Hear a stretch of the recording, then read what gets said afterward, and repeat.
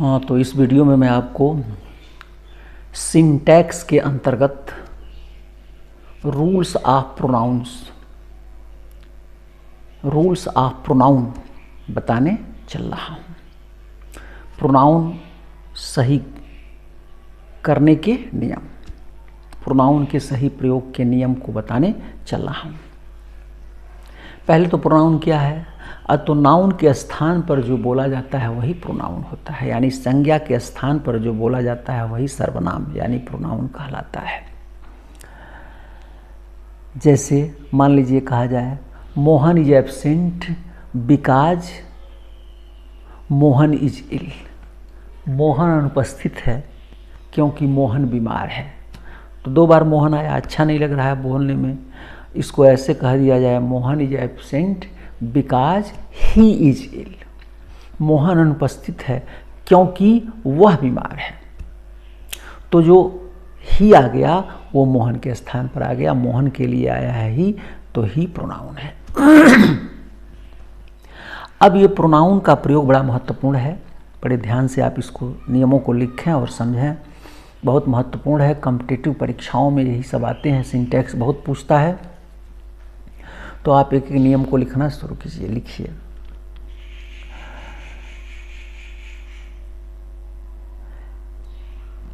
पहला नियम, किसी भी प्रोनाउन का पर्सन, नंबर तथा जेंडर अपने पूर्ववर्ती नाउन के अनुसार ही होता है। किसी भी प्रोनाउन का पर्सन, नंबर तथा जेंडर अपने पूर्ववर्ती नाउन के अनुसार ही होता है, क्योंकि वह उसी नाउन के स्थान पर आता है, इसलिए उसी नाउन का नंबर, जेंडर एवं पर्सन होता है। जैसे every son should obey his teacher. Son एक वचन है तो इसके लिए प्रोनाउन भी एक वचन आया, his. Every son obey his teacher. All the boys should obey. अब यहाँ क्या हो जाएगा? बॉयज बहुवचन है इसलिए हिज ना करके क्या हो जाएगा? There teachers. All the boys should ओबे देयर टीचर्स। प्रत्येक लड़कों को अपने अध्यापकों का कहना मानना चाहिए। अब अगला नियम लिखिए, जब दो सिंगुलर नाउन्स एंड से जुटे हों, जब दो सिंगुलर नाउन्स एंड से जुटे हों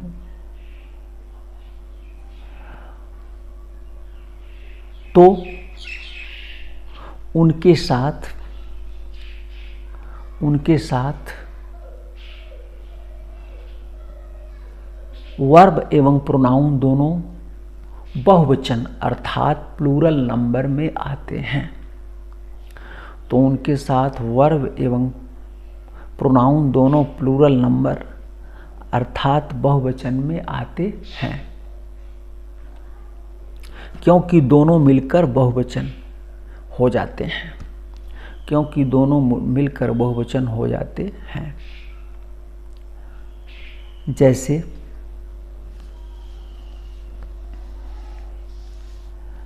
बॉय एंड टीचर।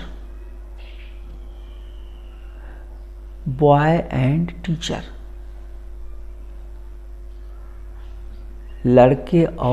लड़का और अध्यापक। Boy and teacher were busy, व्यस्त थे। In their works, THEIR, their works, अपने कार्यों में। Boys and teacher were busy in their works. Boy भी एक वचन है, नाउन है, और टीचर भी एक वचन नाउन है। ये दोनों एंड से जुटे हुए हैं तो इसलिए इनके साथ जो है वो वर्ब भी बहुवचन आया, वेयर आ गया, और प्रोनाउन भी देयर आ गया, THEIR, देयर वर्क्स। नीचे लिखिए, नोट लिखिए, बहुत इंपॉर्टेंट नियम है, सब लिखिए।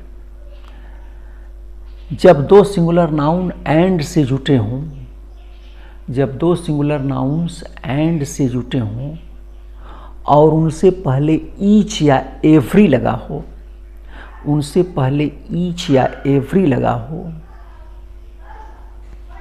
तो वर्ब एवं प्रोनाउन दोनों सिंगुलर नंबर अर्थात एक वचन में होता है। तो वर्ब एवं प्रोनाउन दोनों सिंगुलर नंबर अर्थात एक वचन में होता है। जैसे यही वाक्य बॉय एंड टीचर, इसके पहले एवरी लगा दीजिए या ईच लगा दीजिए तो क्या हो जाएगा, each boy and each teacher. Each boy and each teacher. अब वेयर की जगह क्या हो जाएगा, वाज बिजी इन, और देयर के स्थान पर क्या हो जाएगा, his work.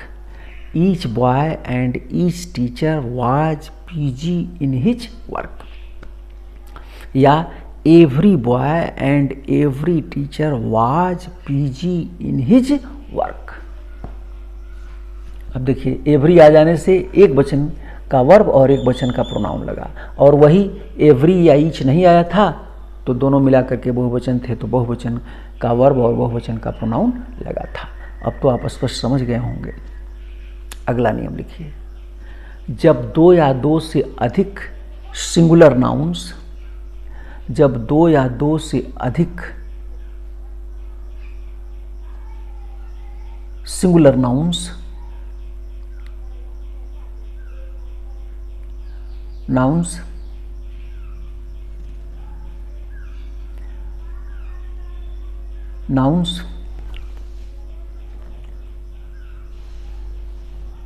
either are,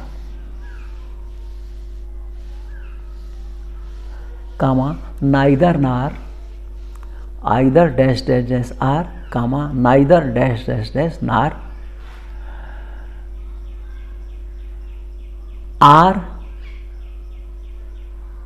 O R, केवल आर से जुटे हों तो इनके साथ भी प्रोनाउन सिंगुलर नंबर, वर्ब एवं प्रोनाउन सिंगुलर नंबर में ही होगा। तो इनके साथ भी वर्ब एवं प्रोनाउन सिंगुलर नंबर ही होगा। जैसे Sita or Rita, Sita or Rita was teaching her brother, Sita अथवा रीता अपने भाई को पढ़ा रही थी। तो सीता अथवा रीता में से एक है तो एक वचन हो जा रहा है। एक और लिख लीजिए, either Sohan or Mohan, either Sohan or Mohan has completed his work, has completed his work. तो हैज भी एक वचन और हिज भी एक वचन। नाइदर प्रमोद नार कमल, नाइदर प्रमोद नार कमल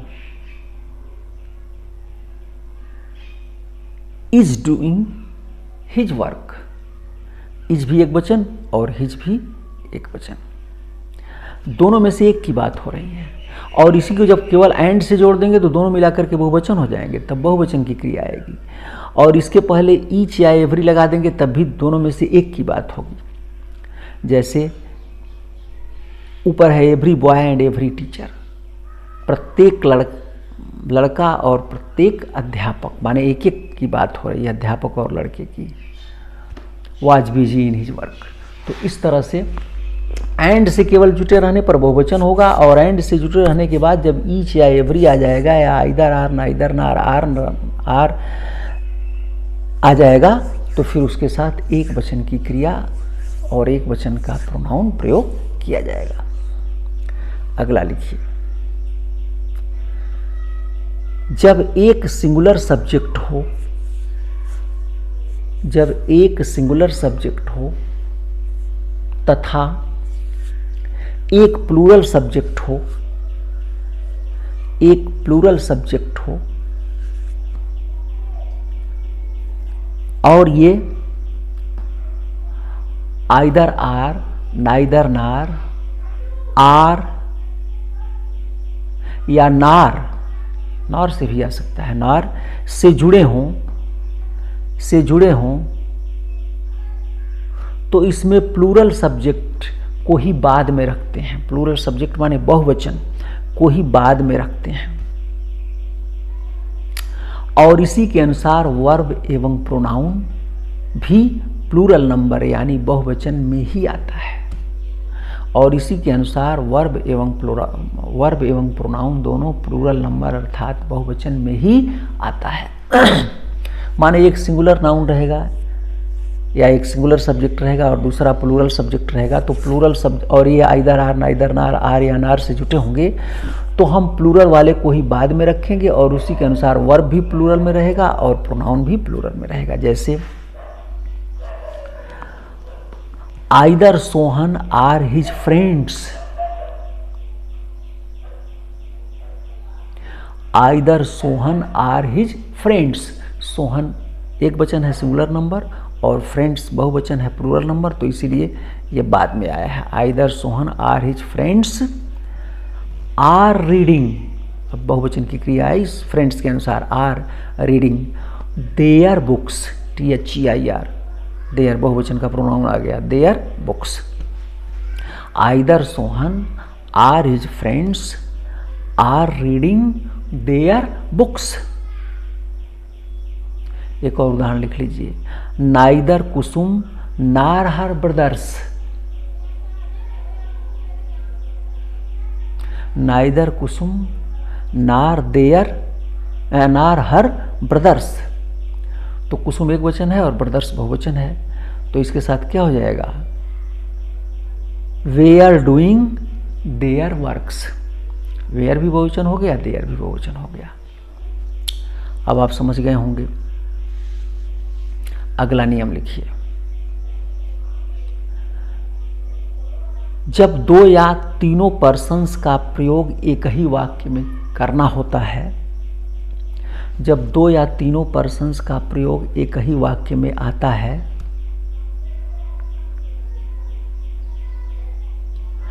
तो उन्हें 231 के क्रम में रखा जाता है, तो उन्हें 231 के क्रम में रखा जाता है, 2 3 1। अर्थात पहले सेकेंड पर्सन, तब थर्ड पर्सन और अंत में फर्स्ट पर्सन रखते हैं, और अंत में फर्स्ट पर्सन रखते हैं।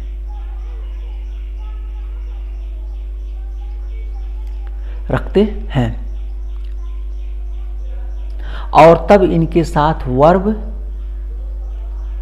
प्लूरल नंबर अर्थात बहुवचन में होता है। इनके साथ प्लूरल वर्ब जो है प्लूरल नंबर यानी बहुवचन में होता है। जैसे you comma he and I. You second person है, ही थर्ड पर्सन है, आई फर्स्ट पर्सन है।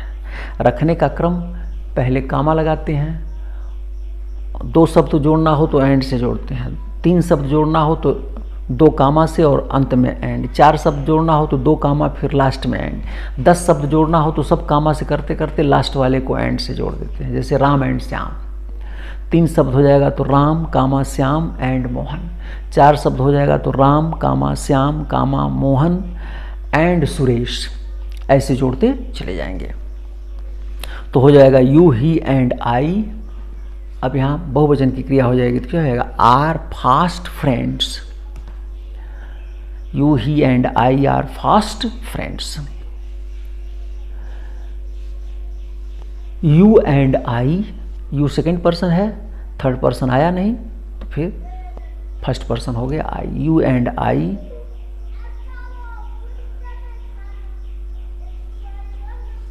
Are here,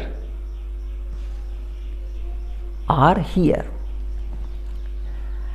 he and I, he third person है एंड आई फर्स्ट पर्सन है, सेकेंड पर्सन आया नहीं, तो ही एंड आई हो गया। He and I can never go there, can never go there.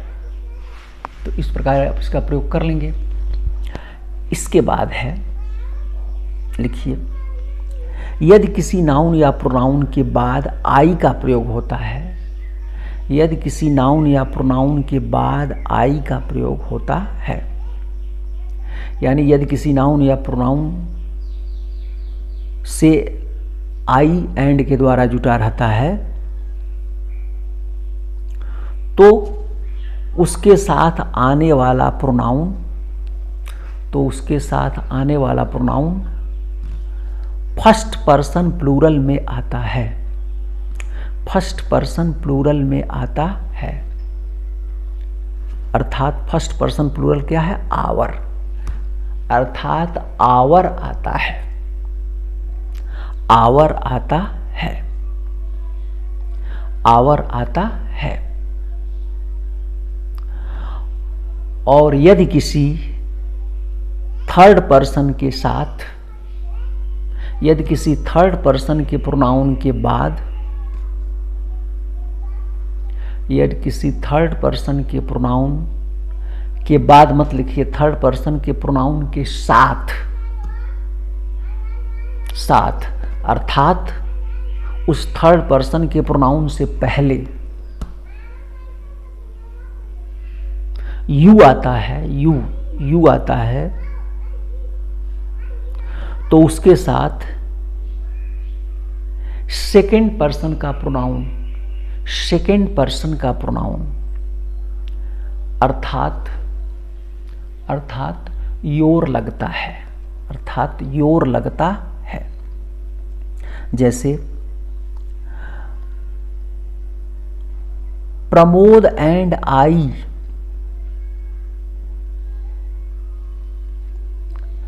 Pramod and आई,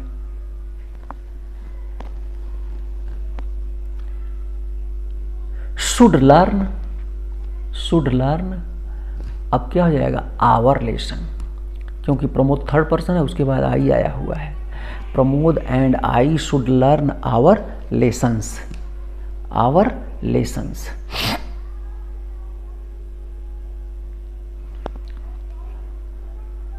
यानी पहले थर्ड पर्सन है, उसके बाद फर्स्ट पर्सन है। तो किसी नाउन के बाद या प्रोनाउन के बाद आई आएगा, तो आई आ जाने पर आवर ही होगा।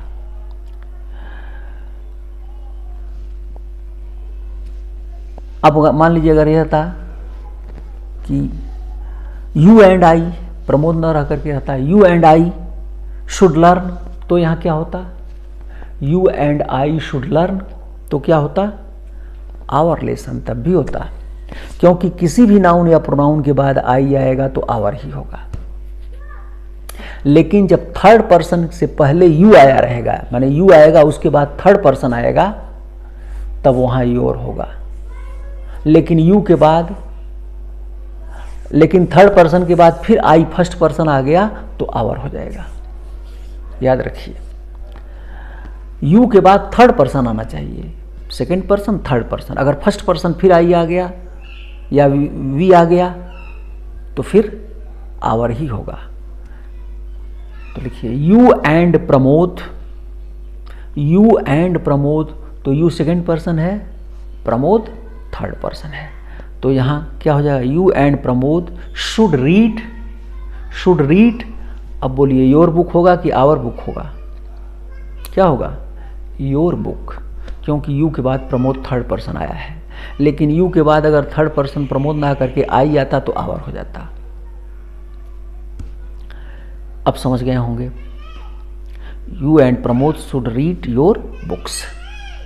लिखिए, आगे स्पष्ट हो जा रहा है और लिख लीजिए। अगर तीनों पर्सन एक साथ वाक्य में प्रयोग किए गए हो, अगर तीनों पर्सन एक साथ वाक्य में प्रयोग किए गए हो तो उनके साथ फर्स्ट पर्सन बहुवचन का प्रोनाउन अर्थात आवर आता है। तो उनके साथ फर्स्ट पर्सन बहुवचन का प्रोनाउन अर्थात आवर आता है। जैसे you comma he and I must do our work.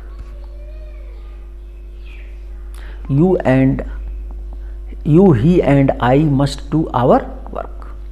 क्योंकि आई आ गया इसलिए आवर होगा। और अगर आई हटा दीजिए, केवल इतना ही रहे you and he must do, तब क्या हो जाएगा योर वर्क, क्योंकि यू सेकेंड पर्सन है, उसके बाद ही थर्ड पर्सन आया है। लेकिन जैसे ही आई आ जाएगा, या अगर यहाँ यह रहता यू ही एंड वी, तब भी वी फर्स्ट पर्सन है, तब भी हो जाता है you he and we must do our work. अब क्लियर हो गया होगा। अगला नियम लिखिए।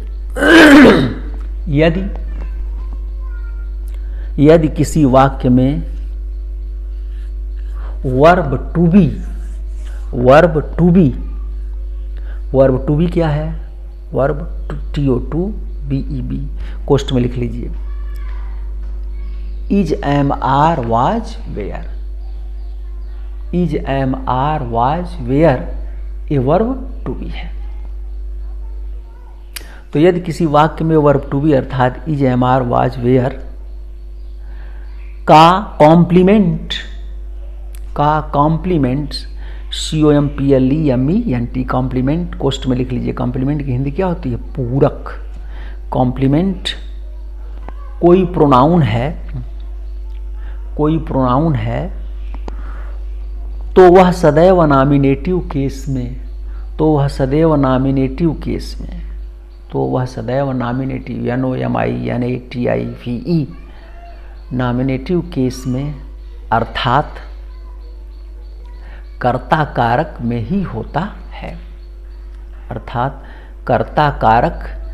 ही होता है। जैसे it is I who can help you. तो आई जो है कॉम्प्लीमेंट है इज क्रिया का। It is I who can help you. ऐसे ही हो सकता है it is he who can help you. It is she who can help you. अब it is me who can help you नहीं हो सकता है। It is him who can help you नहीं हो सकता है। अगला नियम लिखिए। ईच अदर दो व्यक्तियों के लिए तथा वन अनदर दो से अधिक व्यक्तियों के लिए प्रयोग किया जाता है। ईच अदर दो व्यक्तियों के लिए तथा वन अनदर दो से अधिक व्यक्तियों के लिए प्रयोग किया जाता है। जैसे Ram and Shyam love each other. Ram और श्याम एक दूसरे से प्रेम करते हैं, तो राम और श्याम दो ही हैं इसलिए ईच अदर होगा। Ram and Shyam love each other. और जब दो से अधिक हो जाएगा तो वन अनदर होगा। जैसे Ram comma Shyam and Mohan love one another. Ram comma Shyam and Mohan love one another. एक उदाहरण लिख लीजिए। दीज चिल्ड्रेन, ये बच्चे माने कई ठो हैं। चिल्ड्रेन माने बहुवचन, बहुत से हैं, तो क्या हो जाएगा? Love one another. Love one another. एक नियम और लिख लीजिए। जब रिलेटिव प्रोनाउन क्रिया का सब्जेक्ट हो, जब रिलेटिव प्रोनाउन क्रिया का सब्जेक्ट हो तो क्रिया रिलेटिव प्रोनाउन के एंटीसीडेंट, रिलेटिव प्रोनाउन के एंटीसीडेंट ANTECEDENT एंटीसीडेंट कोष्ट में लिख लीजिए। इसकी हिंदी होती है पूर्ववर्ती। पूर्ववर्ती कोष्ठबंध के नंबर और पर्सन के अनुसार होती है, के नंबर और पर्सन के अनुसार होती है। जैसे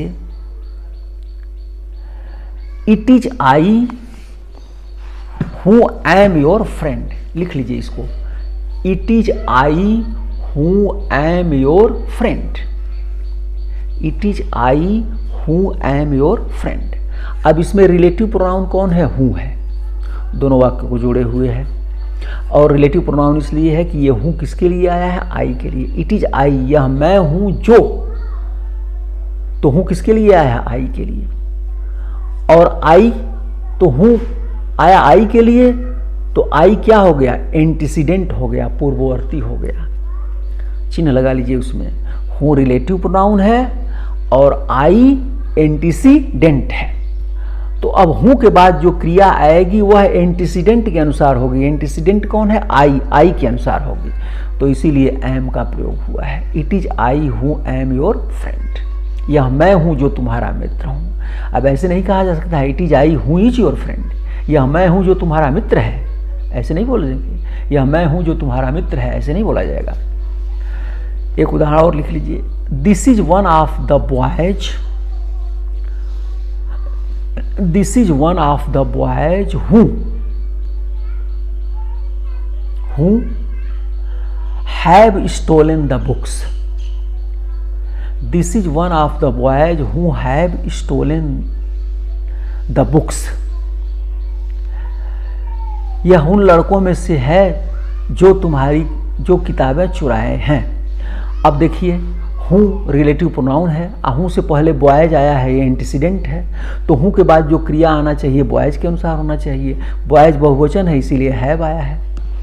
तो this is one of the boys who have stolen the books. अब अगर इसको ऐसे कह दीजिए, this is one of the boys who has stolen the book, तो वाक्य गलत हो गया। This is one of the boys who has stolen the book, तो वाक्य गलत हो जाएगा। तो आप समझ गए, रिलेटिव प्रोनाउन बीच का जो कंजंक्शन है वह होता है, और वो जिसके लिए आया रहता है ठीक उसके पहले जो नाउन होता है वह उसका एंटीसीडेंट रहता है, उसी के लिए वो आया रहता है। तो उसी एंटीसीडेंट के अनुसार आगे वर्ब होता है। इसीलिए पहले वाक्य में आई के अनुसार एम हुआ है, दूसरे वाक्य में बॉयज के अनुसार हैव हुआ है। मेरे ख्याल से आप इसे समझ गए होंगे। अब बाकी इसका जो है अगले वीडियो में मैं आपको बताऊंगा। धन्यवाद।